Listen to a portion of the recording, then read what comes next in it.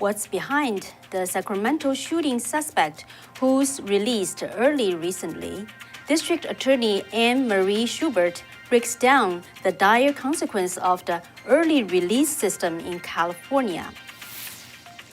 Professor Victor Davis Hanson analyzes why the mainstream media has the same narrative on the Russian-Ukraine war and how he views the impact of this war on the upcoming midterm election.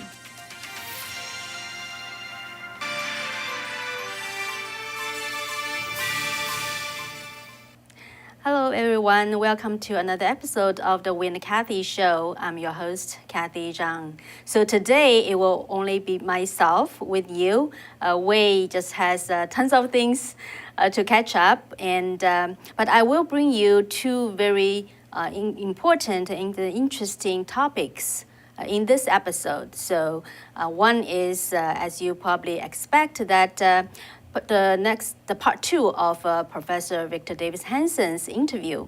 And I continue to ask him more questions about, for example, why the mainstream media seems to have exactly the same narrative and the rhetoric on this Russia-Ukraine war, and how he analyzed this, and how he views this would have an impact on the upcoming election, midterm election. So now, without further ado, let's get into the first news story. It relates to what happened in California last Sunday.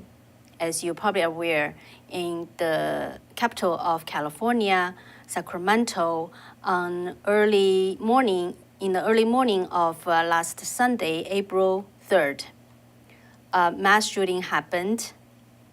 Now, the more facts related to that tragedy has come out, and it turned out to be a gang-related shooting, and the one suspect was actually released from prison early, despite the opposition by the Sacramento District Attorney. So what's more behind it?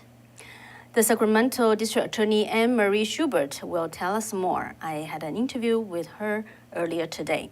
So just for some of you may not be familiar with the background, very quickly. So this tragedy happened in downtown Sacramento early morning on April 3rd, outside of a bar, and 6 people died, 12 injured.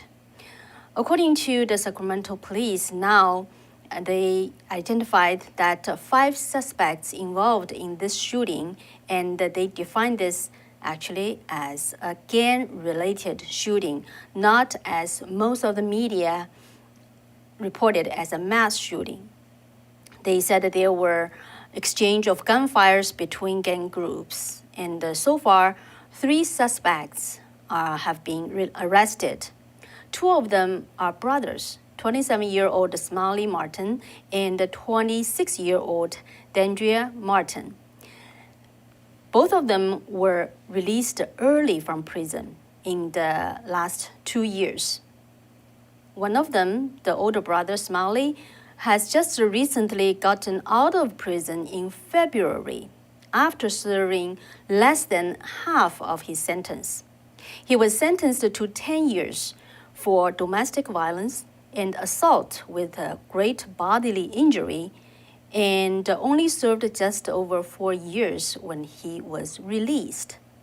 Prior to his release in April 2021, District Attorney Anne Marie Schubert wrote a 2-page plea to the Board of Parole hearings asking that he should stay in jail. In the letter, it says, inmate Martin has, for his entire adult life, displayed a pattern of criminal behavior. It continues as inmate Martin has committed several felony violations and clearly has little regard for human life and the law, which can be shown by his conduct in his prior felony convictions. However, Smiley Martin was still let out. And why is that? So let's just watch my interview with District Attorney Anne-Marie Schubert.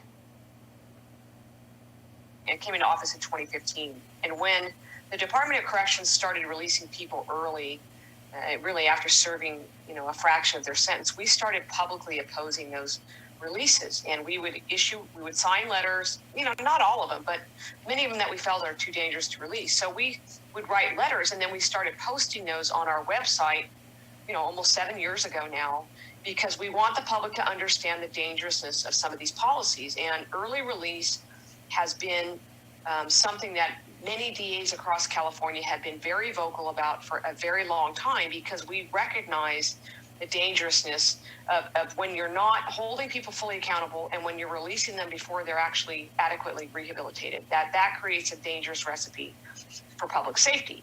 And so there's a reason why there's like 40 plus district attorneys across California. We're suing the Department of Corrections over these types of policies, because they're at this point now that they want to let people out, people that have violent records, after serving really only maybe even a third of their sentence. And so that even creates more danger for the citizens of California. Yeah, I know some of the specifics you cannot talk about this Right. case. Yeah, so at that time, what caught your attention? You wrote this letter about this particular person. Well, that's in the letter, so I have to again, it's a pending case, but the letter pretty much tells what were the concerns. I will say this: if you go on to our website, the Sacramento DA's website, you can read, we've probably issued 300 letters at least in the last few years, and they detail the person's record. And the reason that's relevant or that's important is because what their past history is, their level of violence, whether they've been rehabilitated, whether they've changed their behavior, becomes a critical factor for, are they dangerous in the future? And so these letters are very clear. And the other part about it that the public often does not understand is that there are many crimes under the law that are considered what the law says is nonviolent. So particularly like in the Chinese community, we're all increasingly concerned about hate crimes, right? And hate crimes under California law is not considered a violent crime. So let's say you have somebody that commits a felony hate crime and he has a record. Let's say he's got a prior conviction for what we call a strike, meaning it's a violent crime or a serious crime. And maybe they get 10 years. But because that hate crimes is considered nonviolent, now our Department of Corrections says, well, they can get out, or they want them to get out, and potentially as little as a third of that sentence. That's why we have been advocating for years, let's call these crimes what they are: violent, domestic violence, human trafficking, rape of an unconscious, felons with guns, hate crimes. They're all considered nonviolent, and that changes the dynamic on how fast they get out of prison. And it's dangerous. That's the bottom line, is it's dangerous. So what do you think this speaks to the justice reform? Well, many of us for the many, many years have been saying, listen, we've got a tsunami of bad public policies. We also have some very bad prosecutors, such as Los Angeles and San Francisco, who are essentially dismantling the system from within. But we've got years of weakening of laws that help support holding people accountable. And those are constantly the tools are being taken away from law enforcement, from prosecutors. And then now we have this added problem that even when a judge sentences somebody, say it's 12 years, now we've got a Department of Corrections that wants to rewrite the rules and essentially turbocharge their opportunities to get out of prison even earlier. So that's a very bad combination, as I say, a tsunami of bad policies. If a person is sentenced for certain years, why the Department of Correction could just change that? Prop 57 was passed by the voters in 2016. Proposition 57, in my opinion, was misleading to the public because it made it look like the only people that could get out early after they do adequate rehab are, quote, nonviolent people. The problem under that is that it also gave the Department of Corrections this massive authority to rewrite the laws. At least that's their position, is they get to change the laws, even though they're an executive branch. They're not, they're not the legislature. So they are proposing, and they have been for well over, I think, close to a year now, to completely change sentencing. So that's the problem with these laws, is you've got you have a victim who comes forward. Let's say it's a domestic violence case, and this woman has been beaten and all these things, and she comes forward and finally has the guts to stand up to her abuser. The person goes to trial. She tells the judge and the jury what happened. He gets convicted. A judge sentences him. Let's say it's 12 years. Okay, let's say he has a bad record. He goes to prison for 12 years. Well, now under these rules that they're trying to change, it's not 12 years. It could be as little as perhaps maybe 4 years or even less. So that's where, we've lost this sense of truth in sentencing. And it's really a dangerous combination because it's less time for that person to get rehabilitated and it's less accountability. And it's really an abandonment of crime victims' rights.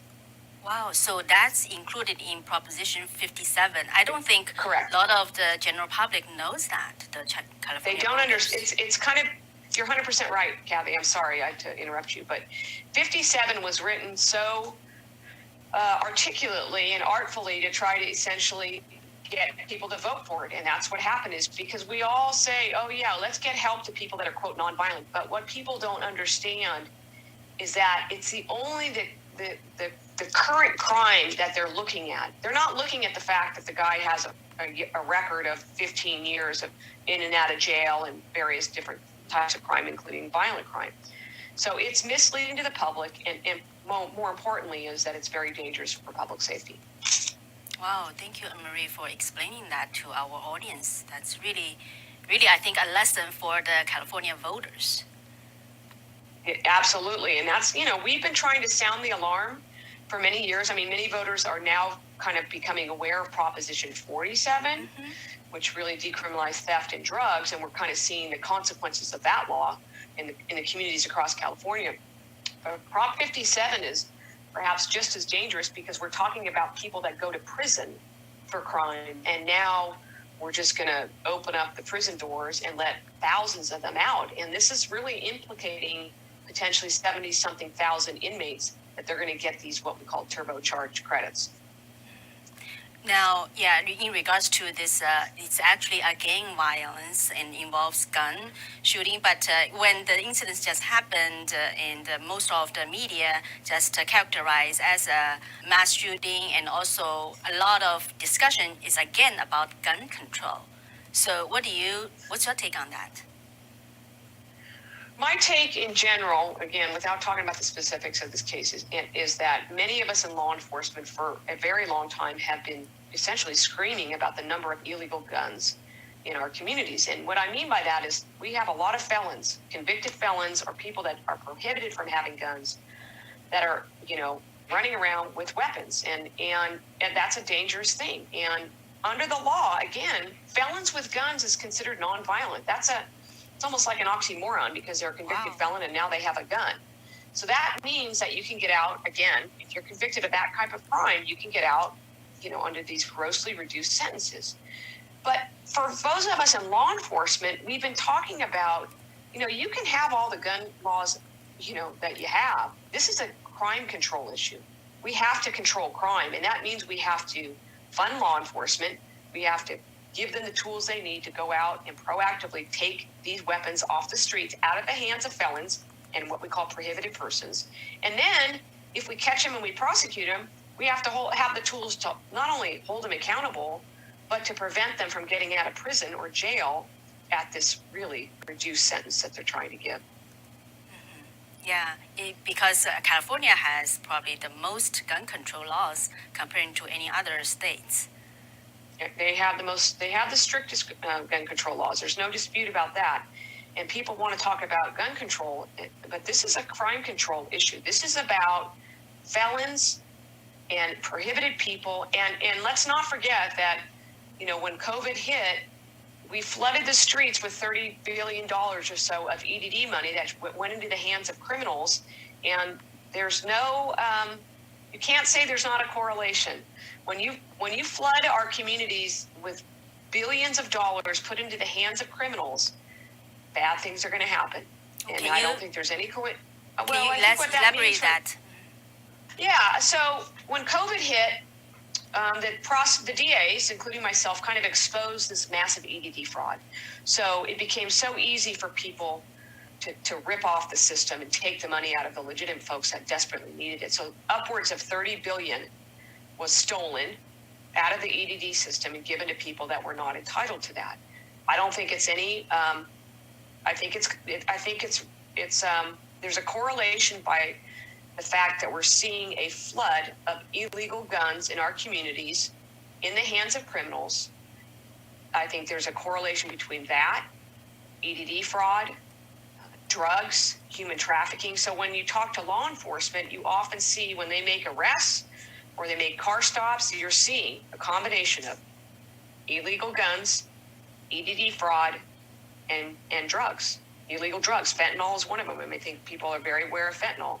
But when you give that amount of money to people that are criminals, bad things are going to happen. How those criminals could get those money? It was widely reported a little over a year ago because we exposed it. What happened was there was no safeguards, really essentially no safeguards put into place within the government system, within the EDD system to stop this. So the pandemic hits, and so all these state prison inmates, claims were made either by themselves or by people on the outside or in their names, and they were handed thousands. I mean, we've got a ton of cases pending in our office now where we're prosecuting people that never had the right to any EDD money, but they stole, thousands, if not hundreds of thousands of dollars. They used it for things like this kind of stuff, or maybe they went and bought a Maserati with the taxpayer dollars, or they got Botox treatments or whatever it is. But it's a grotesque and historic amount of taxpayer ripoff, probably in the history of California and really in the history of this country. Any other takeaways for our audience from this case? What's happening in California? Listen, we're in a state of chaos. Everybody knows it. We've got, violent crime is everywhere. It's not unique to Sacramento. It is everywhere. That's a true statement. We're seeing a rise. We're seeing a rise in illegal guns. It's all a matter of how we handle it. So when you have bad laws, it doesn't give us the tools, but it's also, you have to be mindful.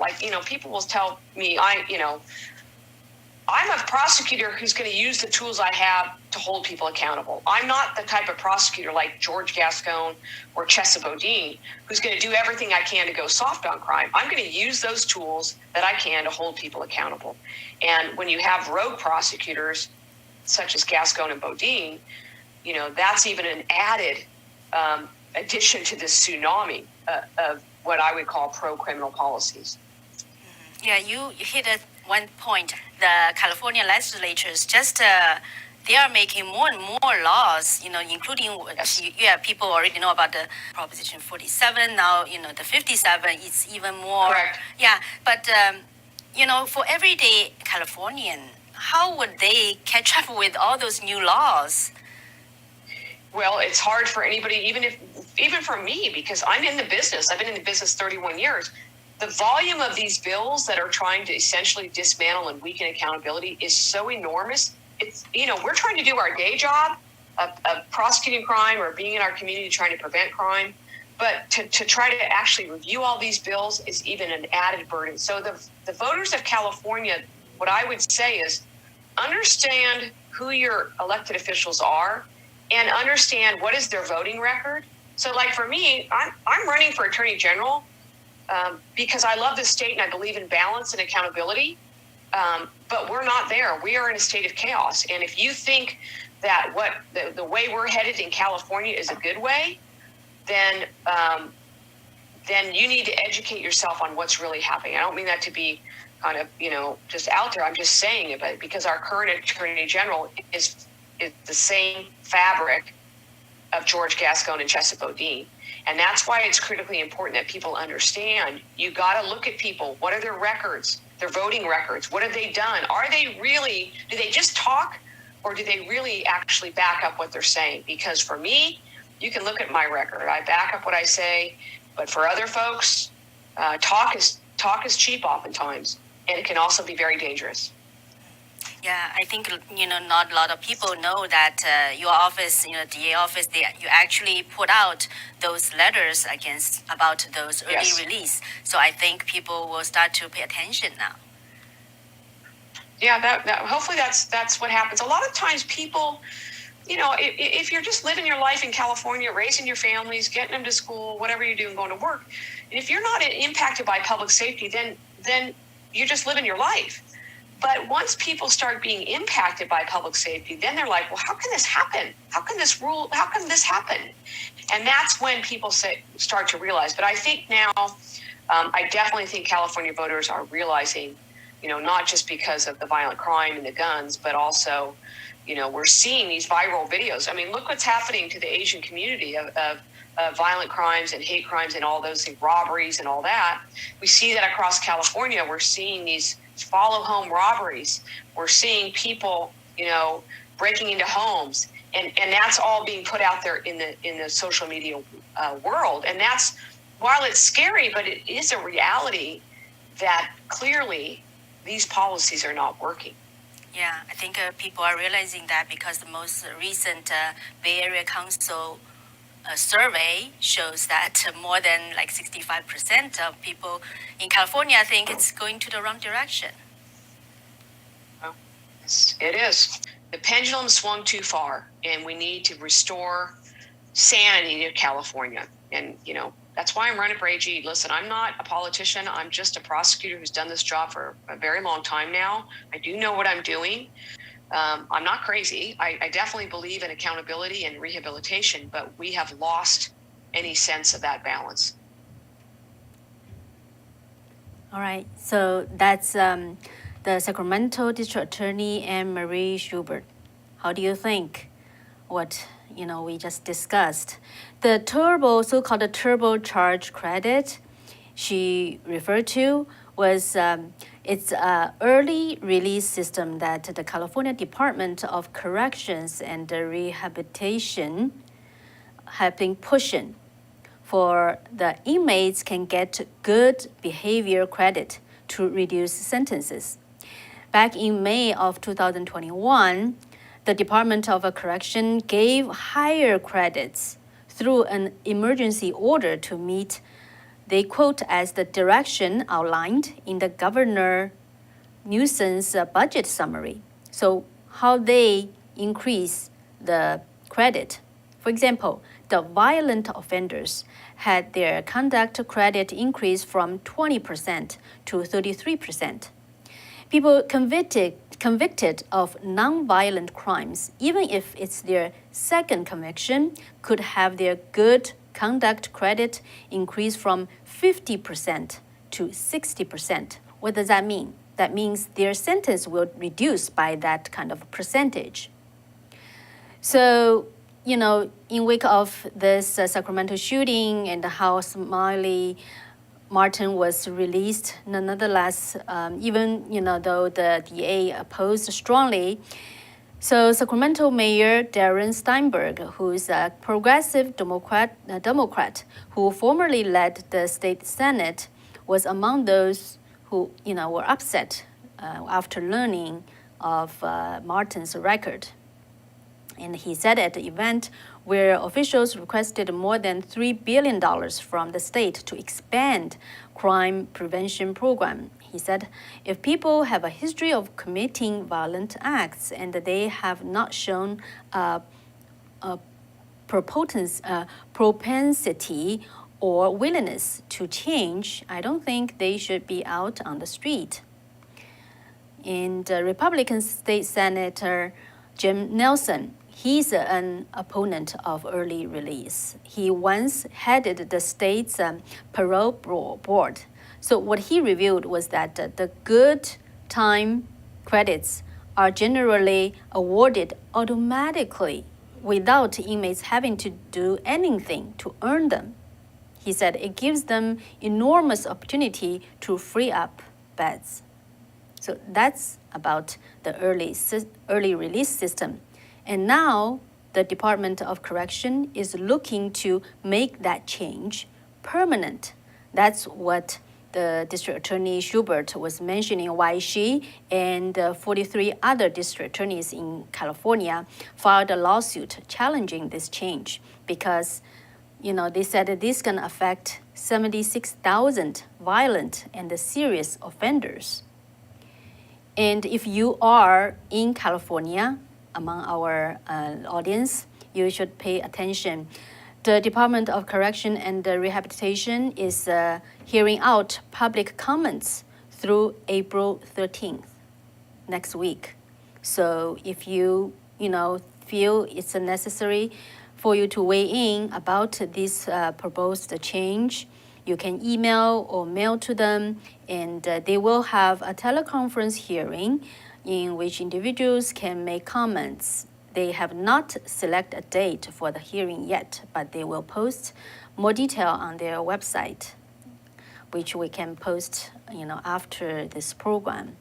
So, yeah, how do you think? And the one thing we actually, didn't address is the District Attorney Schubert is running for Attorney General. It's a very important position. Remember, she talked about the Proposition 57. We mostly aware of the harm that Proposition 47 does, but the Proposition 57, people generally know that it was also not a good law, but it was surprising to know that in this law, buried in this proposition, it gives authority to the Department of Correction and Rehabilitation for them to act as a legislative arm, right? They're supposed to only a executive arm. So I think, this is something that shocked people a lot. I just had a Chinese radio show with my co-host 2 hours ago, and our Chinese audience in the Bay Area they were just so shocked, and they share story how their neighbors, their friends are moving out of California, and that they are even considering moving out of California. One of them shared how a couple of their friends has been really strong support of California Democratic Party, but when they retired, they moved out to Tennessee, and they told our listener saying that their neighbor was actually moved from San Francisco, and out of 10 houses they sold in that area, 8 of them from California. So she said, they immigrated to United States, lived in Bay Area for 25 years, and really sad to see the changes, and they were just considering maybe they should move as well. It's really, it really feels, you can feel the sadness in her tone. But on the other hand, other audience also called in and to offer, ways they feel, how we can make the awareness of people. One of them saying that it looks like, a lot of people just are not aware of the consequence of such progressive or socialism or even communism policies, and just giving some ideas how to just make more awareness. So yeah, people do, now it's just more and more people waking up. All right, so let's get to the next interview with Professor Victor Hanson, and then maybe afterwards we can chat more from the comments. So as you may remember from last interview with Professor Hanson, I asked him about, his view on the outlook of this Russian-Ukraine war. So I also asked him, some questions, like some suspicion, some doubts from fellow Americans, including some from our audience about this war, U.S. involvement. So we started with this question about the such a coherent message or rhetoric from the mainstream media about this war. For people who are suspicious about the involvement of the United States in the war is because they don't trust the mainstream media, they don't trust the left-leaning government, and that when they see all the mainstream media, they have the same rhetoric, right? Same narrative. There's two issues here, and they are tangential, but they're not necessarily the same. Here's the one issue: is reality. Putin invaded Ukraine when they had differences. All of those differences could have been negotiated, but for a variety of reasons, he went in there, and now with his plan B, he's trying to destroy eastern Ukraine, and we understand that, and we oppose him, and we support the Ukrainians. That's reality. But here's the other issue.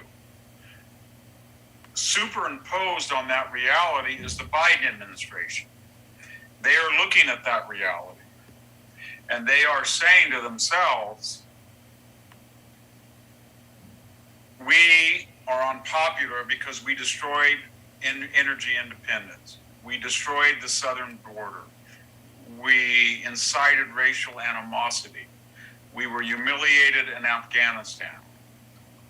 We're looking at 8% inflation, maybe 9 or 10. We're looking at sky-high gas prices. There is nothing that's going to save us in the midterm. However, even though we did not sell offensive weapons that were needed by Ukraine, even though Donald Trump did, but we didn't, and we denied them, even though we were lax, we're going to take this reality and we're going to turn it into something before the midterms. And we're going to turn it into a propaganda. And the propaganda is, don't think about Burisma or Hunter or the Biden family $3.5 million profiteering. Don't think about all of our failures.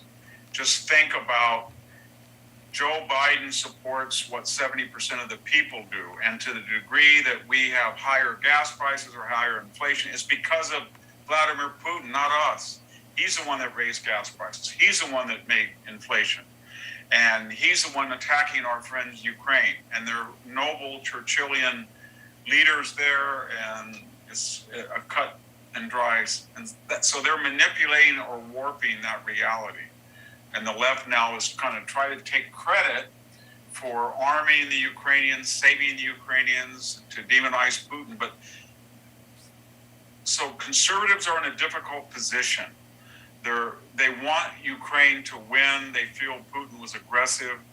They oppose the Russian invasion, but they also understand that the left is contorting and warping the reality for political gain, and they're panicked that they have no other alternatives before this likely midterm wipeout in November. Talking about that, White House invited like 30-some social media influencers to the White House to give them briefing on the war, and then we see, those young, like 18-year-old coming onto TikTok, explain why the gas price so high and why there's inflation. Yes, absolutely. Mm-hmm. We know the gas price of its skyrocketing. So here in California, it was $3.30, and now I just filled up today. It was $6.30. 70% to 75% of that rise preceded the Ukrainian war. It only accounted for 30% of the rise. We know that because we know it right out of Joe Biden's mouth. Because starting in March, when this started to go up, of almost a year ago, almost every couple of months, they had a new narrative. They said, this is only going to be temporary, inflation and price rises. Or they said, it really doesn't matter that much. Or it makes solar power more competitive. Or we're going to go ask the Saudis, don't worry. Or we're going to go ask Putin, don't worry. Or we're going to go ask Venezuela, don't worry. Or we're going to go ask Iran, and we got to get this Iran deal so they get their oil back in the market. So before the war started, by their own words and deeds, they were admitting that their policies had created an energy crisis. They knew it. They were terrified of it because they kept saying, well, the green agenda has no support. Because when you adopt the green agenda like we did, then you've got to cancel all of these energy projects. And when you do that psychologically as well as in reality, you destroy the confidence in the fossil fuel industry, and you get limited production and greater demand. And people like Larry Summers, the Democratic economist from Harvard, were warning Joe Biden. And they were saying, if you continue to print money and you continue to discourage production and you pay people to stay home and not be productive because of COVID relief checks that are more generous than their salaries, you're going to have a post-COVID demand. People have been pent up for over a year. They want to drive, they want to go out to eat, and you're unleashing that, and yet you're printing more money, you're feeding that, like this funny money, and everything is going to go up. And I mean, it's not just gasoline, it's meat, and it's heating fuel, and it's building materials. Cars. Yeah, I mean, if you have a roll of wire, copper wire that's Romex, that every house in America has to have, every new house, every old house has to be rewired. It was $35 for 250 feet, just a year and a half ago under Trump. It's $140. If you're putting on a roof or siding and you want plywood, 4x8, it used to be $9. It's gone up to $95, some of it, or between 55 and 90, depending on how thick it is.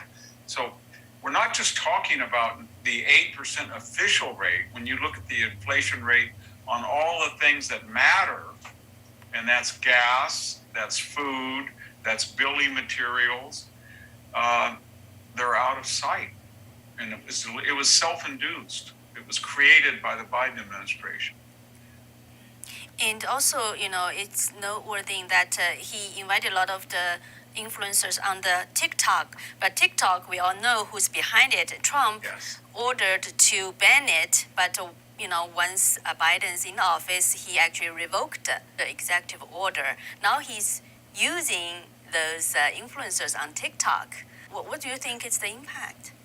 You can't figure out Biden, because whether it's this matter on TikTok or releasing 1 million barrels a day from the Strategic Petroleum Reserve, which will make it it'll have less than half of its capacity very quickly. It won't affect that much. Or why would you let 1 million new illegal aliens are anticipated to come in the next 3 or 4 months across the border, in addition to the 2 million, and you're suspending Rule 42, and you're saying there is no more COVID crisis, so therefore they can come unvaccinated and untested. But at the same time you're doing that, Dr. Fauci and everybody are saying we need more COVID money in this Build Back Better budget because COVID is coming back with another Omicron virus. So all of these signals they're sending are mixed.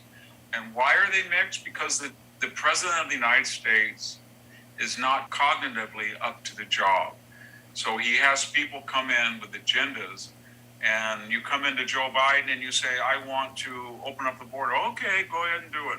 I want to cut back natural gas. Oh, but there's no cohesive, strong leader that has a vision of where we're going to be.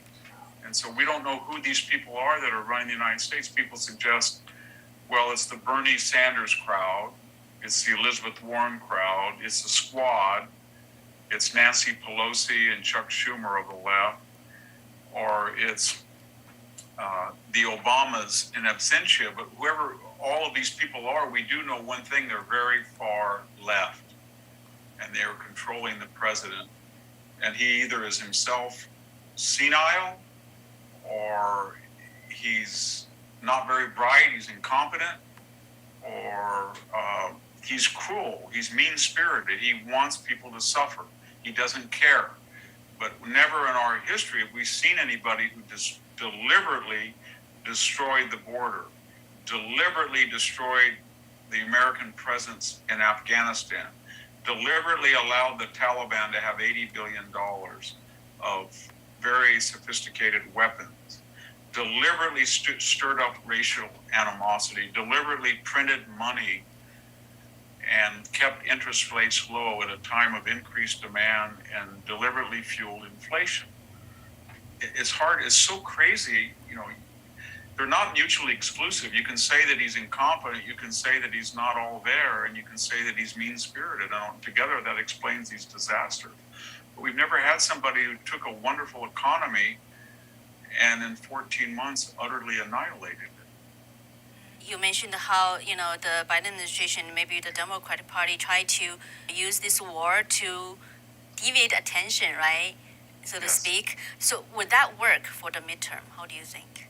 No, it won't work for two reasons. Because Americans know they were angry that their building materials, their meat, and their gas were already going up before Ukraine. And they were going up, they know, because of the policies of printing money. And they were going up because remember what the Biden administration said. If what they're saying now is true, then Jen Psaki and Barack Obama did, and Yellen didn't say the following. They never said, oh, don't worry about inflation, it's only transitory. Oh, don't worry about inflation, it's only a bunch of elite people waiting for their exercise bikes. Oh, don't worry about inflation, it doesn't really exist that much. Why did they say all of that if there was no inflation until the Putin war? So Americans remember that, and they know they're not telling the truth. And two, when they look at the entire menu, and I'll give an example of the Asian American community. They understand that the last 2 years there's been a concentrated hate crime attack on elderly Asian Americans. They know who's doing it. Inner city thugs. They know that the Biden administration will not say a word about it. They know that inflation is there. They know that gasoline is going up. And they know this has nothing to do with Putin. They know the border has nothing to do with Putin, the open border. And they know that they have a relative, they have a friend that has a PhD, an MD, an optometry degree, say in Taiwan. And they've been trying to immigrate for years, legally. And there's all sorts of roadblocks. It's expensive. They have to hire lawyers. And then they look over at the southern border and they say, my gosh, these people are coming illegally. They don't know English. They don't have our skills. They don't have a record of success the way that our community does. And we're being penalized for following the law, and they're being rewarded for breaking it. And that's just one example of a community. So people are so angry at what Biden has done across the board that this effort to blame Putin, they know is not only false, but it will boomerang. We're going to see the greatest correction. That's a fancy word for Democratic defeat in the House and Senate that we've seen probably in 50 years. The other thing is about Zelensky. One view is that he is kind of left-leaning because of his policies, shows that. And of course, a lot of people think he's a hero. But the other side is that the Ukraine government is also kind of corrupted, right? Yeah, we know that Ukraine has been corrupt because we know what the Biden family did.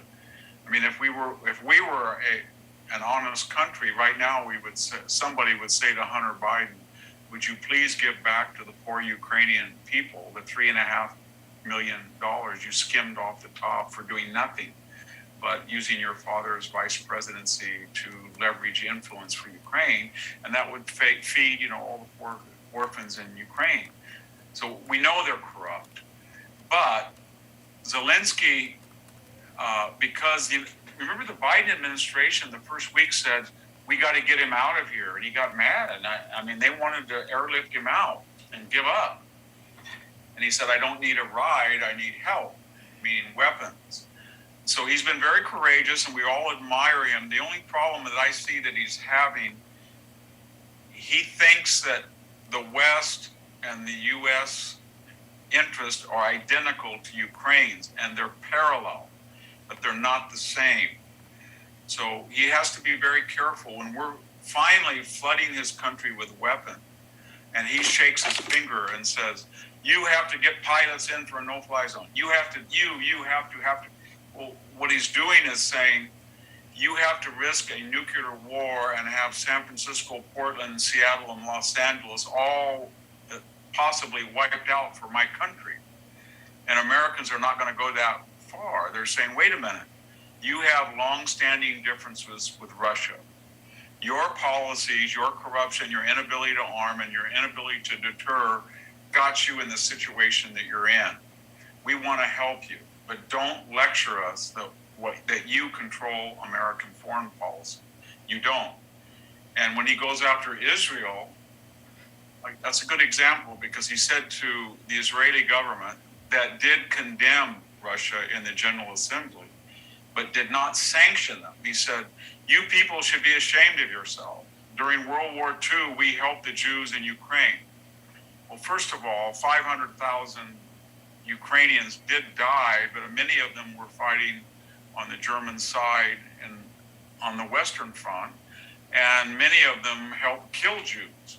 So if you talk to somebody from Israel or who's Jewish, one of the problems they have with Ukraine is the history of Ukraine in World War II was to help exterminate Jews in a lot of cases. And the second thing, every time a ballot came up, initiative at the United Nations to condemn Israel, Ukraine voted to condemn Israel. So the Israelis are saying to them, don't lecture us. And then most importantly, and this is what I meant by Ukraine assuming that everybody has the same agenda as Ukraine, every time that Israel is attacked from Syria, a missile goes off by Hezbollah, or the Syrian government, or Iran with a surrogate force, or from Hamas in the West Bank. The Russians control Syrian airspace, and the Russians have made a deal with the Israelis. They say, as long as you don't hurt the Assad government and you don't get in our way, you can retaliate. If they send a missile from Syria, you can bomb that. And that's what the Israelis have done. And Russia is now, I don't know how it happened, but it is the intermediary in the Iran deal. So what we're watching right now is Russia is saying to Israel, if you sanction us, you're not going to be able to go into Syria whatsoever, and they're going to fire on you with impunity. And number two, we are governing the pace of nuclear proliferation in Iran. If you sanction us, we will make sure that Iran gets a bomb, and you won't be able to do anything about it because we will put Iran under our nuclear umbrella. And anybody who attacks Iran attacks Russia. So that's an example of how Ukraine can get a lot of people killed if they feel that everybody's interests are identical to theirs. They're sympathetic, they dovetail, but they're not the same. Talking about China watching this war in Ukraine, so how do you think the PRC's position on the war, and what's their plan? I think their initial, we've been hearing things that the Biden administration had stupidly given Chinese Communist Party confidential intercepts or intelligence information about an impending war. We had heard that Putin had asked them they had asked Putin not to start the war during the Olympics. But whatever the truth is, it's pretty clear that Putin anticipated sanctions. He anticipated embargoes and boycotts. And he went to the Chinese and he said to them, I'm going to invade Ukraine and I'm going to be sanctioned, and you can get a lot of oil and natural gas from me at a bargain-based price if you'll buy it and break the sanction. In the meantime, we will open up our markets in a way we never have for Chinese products, and we would like you to take Russian products, mostly fertilizers, food, oil, and put that out on the open market as well. In exchange for that, we're going to take Ukraine in a week with a rapid airborne assault. The world's going to do nothing. It's going to be shock and awe, and it's going to provide you with a blueprint of how to take Taiwan.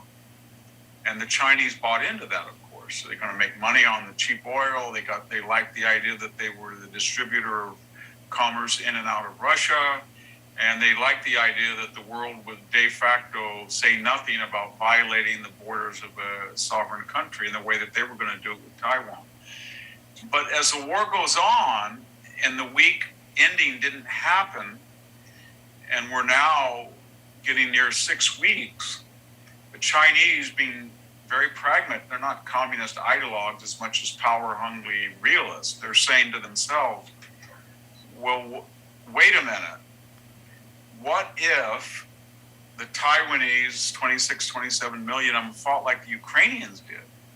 And what if, after Ukraine, Europe and Japan, the United States and Australia and South, what if they just poured weapons into Taiwan the way that everybody's doing Ukraine, so that the entire Taiwanese people was a nation in arms?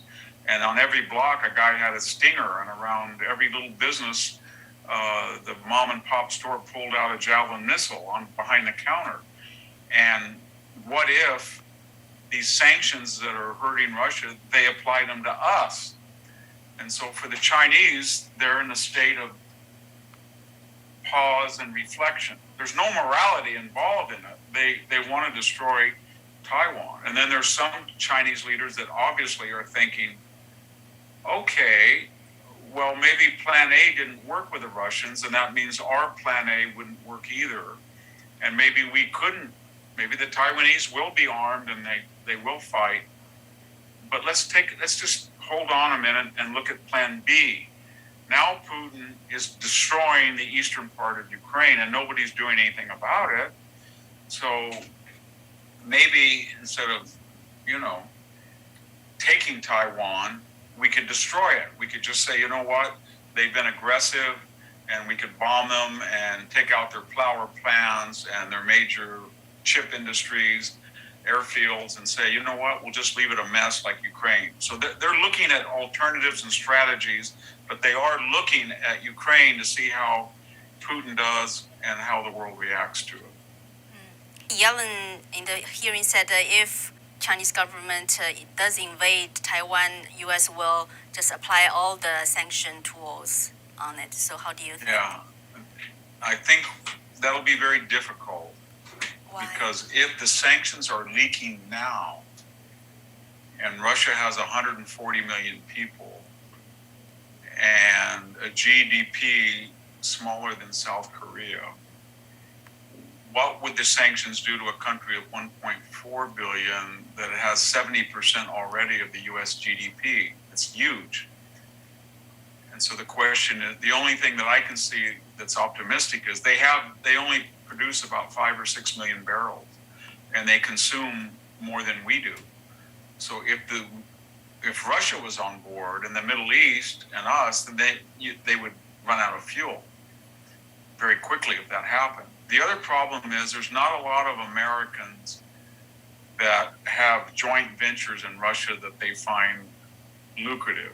But we have everybody from Bill Gates to Jeff Bezos to the NBA to Michael Bloomberg that are making billions of dollars in China in joint endeavors. It would be very unnecessary to get all those people on board and say, we're going to sanction them. You've got to close down your joint venture.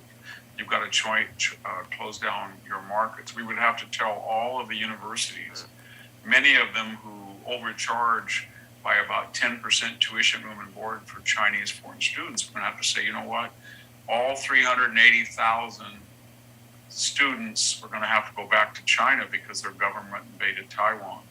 And so it's feasible we could do that. We have the ability to do that.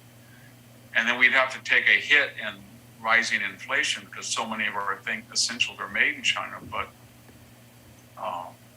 you can see that China is scared of that because they're right now fast-tracking new intercontinental missiles and nuclear weapons. And they're waking up and they're thinking, oh my God, Russia has one thing going for it besides oil. It's got 7,200 nuclear weapons. The United States has 6,800. We have less than 300 or 400, 500. We need to get a lot more, and we need to get new ones. So that's what they're doing right now.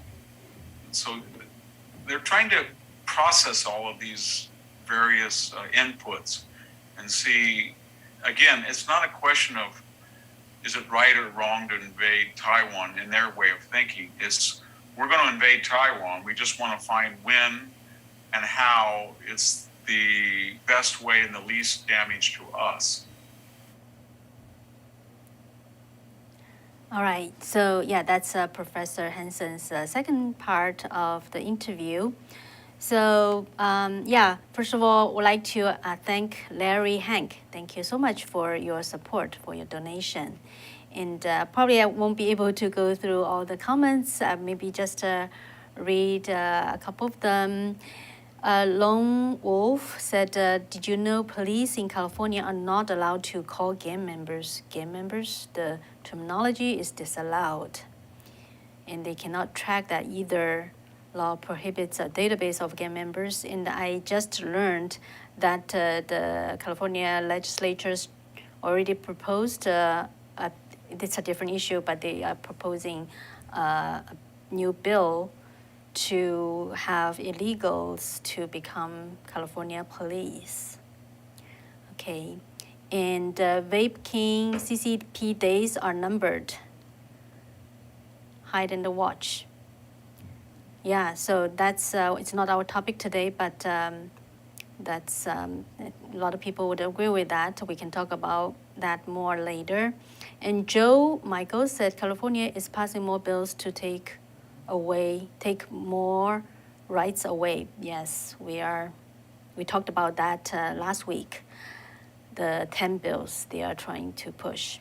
And Louis said the Patriots say keep your eyes on California. I pray it's because they will lead on reform. But honestly, it looks like California is the example of tyranny and chaos.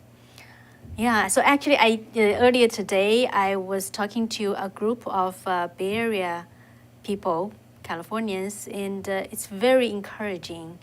Exactly as Louis and others saying that California probably we will see a change. They are doing like a grassroots work, very solid work to on the election integrity front.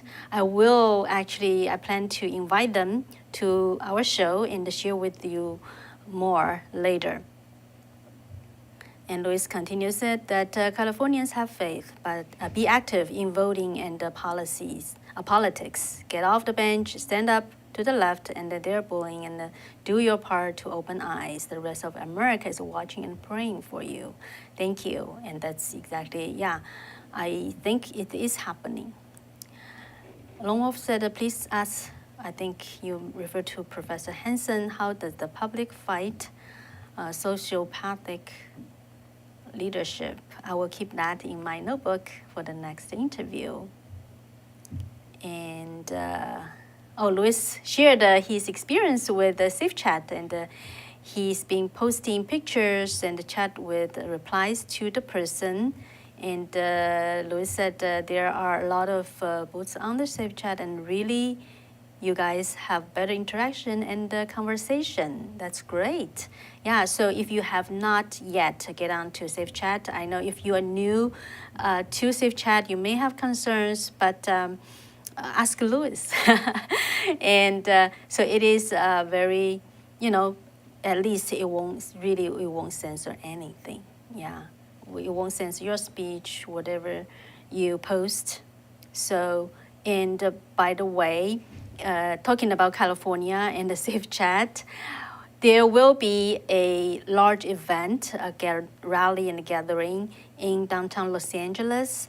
It's, we cannot really talk about it here because of YouTube's restrictions, but the Los Angeles firefighters, federal workers, doctors, scientists, educators, artists are gathering, for this cause. You probably can guess what that will be. And they said it's going to be a largest diverse rally ever assembled in California. So I will actually be there on Sunday. So it will happen on Sunday, April 10th, starting noontime Pacific time.